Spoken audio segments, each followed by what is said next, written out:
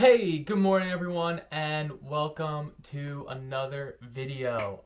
It is the end of the week. It is Sunday. I just finished getting in that Sunday long run, wrapped it up with a nice hour-long bike ride, and overall just topped off a solid week of training. Had my first 90-mile week in a while, and this next coming week I have a nice little down week, but that's going to lead right into my first of, I believe the plan is 300-mile weeks or 100-plus mile weeks. So pretty excited all that. Training is coming along nicely. The fitness is there. But today I actually thought I would talk about a new shoe that I've been trying out, the Asics Evoride 2.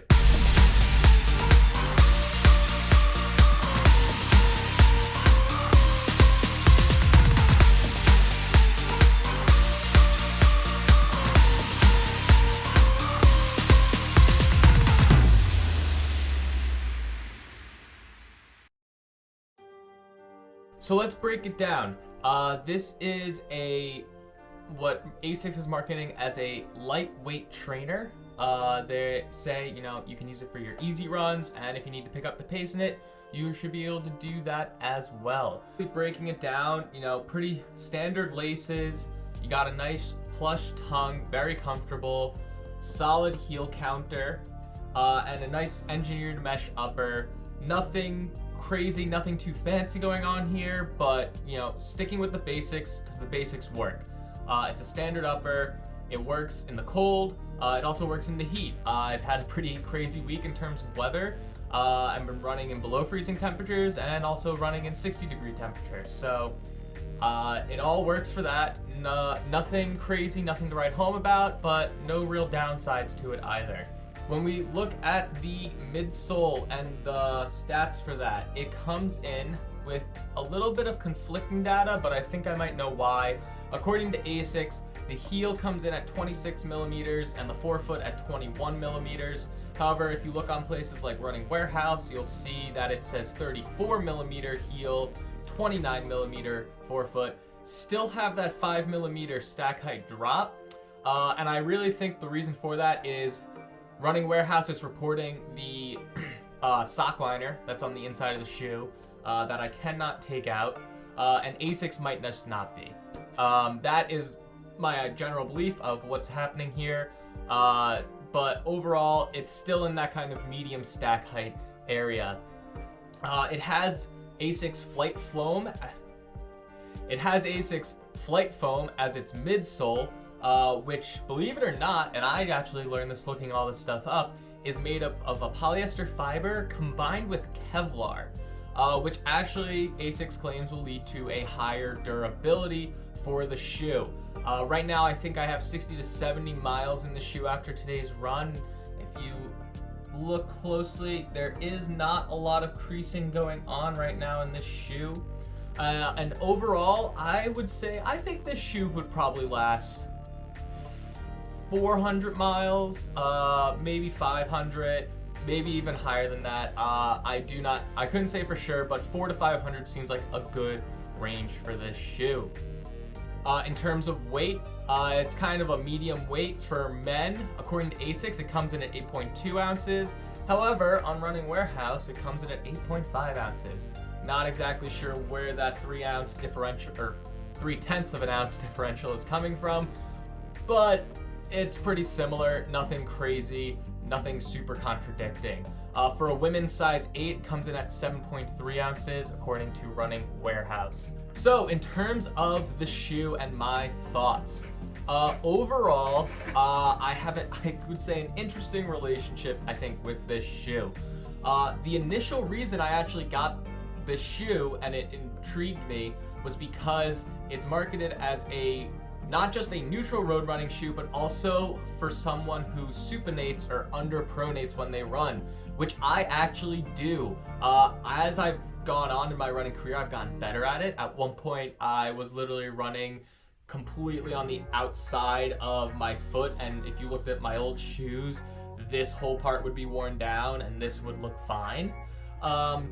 But since then, I've gotten better at it and become more neutral. However, I still do supinate some. And overall, I think this actually the shoe did actually help me a bit. Before I was running in this, I was running in my old trainers, and I actually had started to have some Achilles issues in my right Achilles or lower calf. I never actually had it looked out. I was just having some tenderness and some pain, and I'm not sure, it could have been my old trainers were a bit worn out, or this shoe actually might have helped with the geometry it's set up to help with supination. I'm not exactly sure. All I know is when I switched to this shoe, the Achilles pain went away right away, essentially. You know, I had no issues the first day running in the shoe in terms of my Achilles. Later in the week, I did do a workout, not in this Asics Evoride, and my Achilles flared up a little bit more, but not as bad as it was. But then it again went away right when I was in the shoe. So I actually really liked that about this shoe. I thought it was a good fit for me. In terms of how I use it, it's pretty much just an easy day, normal running shoe. I don't really want to, it doesn't appeal to me for workouts. I don't know. It's definitely light enough where if I really want to, I can totally do a workout in this. I could pick up the pace down to marathon pace or threshold pace. But I would say I would just prefer to wear a different shoe for that, whether it's the Endorphin Speed or my Treyu shoes or even like a carbon plated shoe. I think there are better shoes when it comes to workouts. And for someone like me who doesn't mind rotating shoes, I don't mind, you know, keeping this as just an easy day shoe. However, if you want to use this for workouts, I totally think that is perfectly within the realm of possibilities for what this shoe can do. It's relatively light, and the next thing is its actual geometry. You might be able to see it has that speed rocker geometry that I would say was popularized by Hoka, and many shoe companies are now starting to copy or mimic. Where kind of, you know, where the way it lands, it'll really encourages you to just roll, and you have that kind of push off. And I would say this shoe does it very similar to the Saucony Endorphin Speed. However, the difference for that, I would say, is when I put the Speed on, you know, the shoe has one pace. It says go fast. However, when I put this on, I can still slow it down and feel fine, and I don't feel like I'm fighting the shoe like in the Endorphin Speed. But it can, you know, pick up the pace with that stuff. Now, in terms of the midsole, it made more sense when I learned that there was actually Kevlar in this midsole. I'm still surprised by that. But this midsole was super firm when I first got it. The first run in this, I was like, I don't know if I can keep this up, because I was like, my Achilles feels better, but this feels like a really hard shoe. And I will say, as I ran more and more miles in it, it began to soften up. I mean, the warm weather might have also helped. I can, you know, push on the shoe a bit.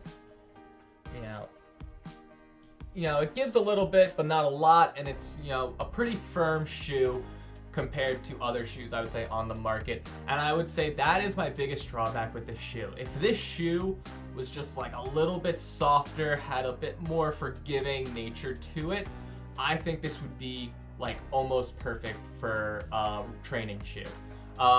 Overall, right now, I would say it's an okay shoe.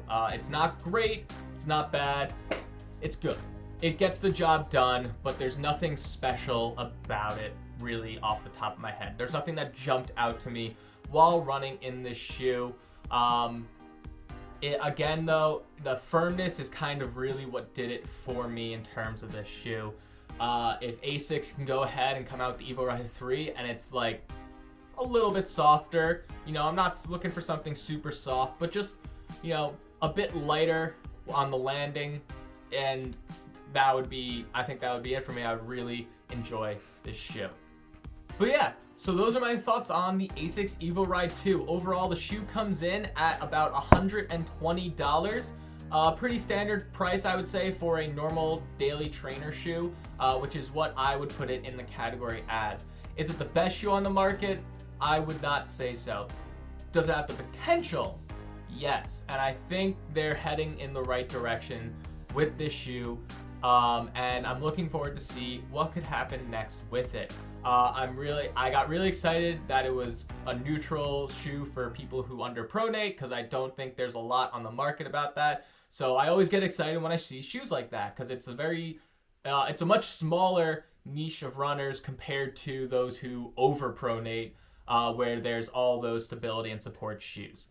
But overall, let me know what you think. Have you run in the Evoride 2? And what are your thoughts? Make sure you all leave a thumbs up, comment down below, and subscribe. And I will see you all next time.